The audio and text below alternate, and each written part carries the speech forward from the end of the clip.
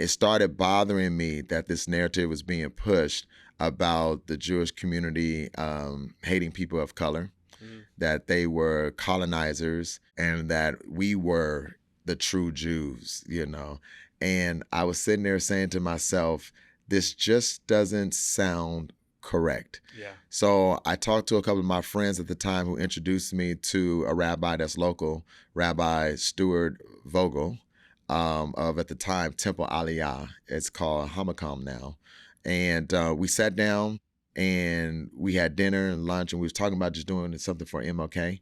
And I spoke to him then and said, Rabbi, I said, I don't know if I'm a prophet or not. I said, but I can foresee in the future that we need to start considering having a strong alliance between our communities, because I see something brewing that's going to come down the pike where anti-Semitism is going to come from the Black community for the first time like never before. It always happened in the Nation of Islam. We know that. But to be very honest, many of us never really listened to the Nation of Islam, right?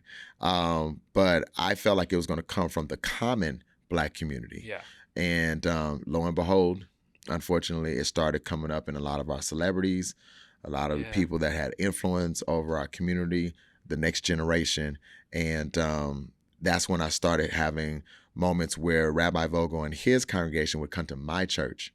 And we started finding unique ways to share the story, not just of how both of our people have suffered atrocities, but we began to share the story of how we both do kind of common things, both in Judaism and Christianity. Yeah. And so we started building the bridge of how we're more alike than the picture that was being painted that we were apart.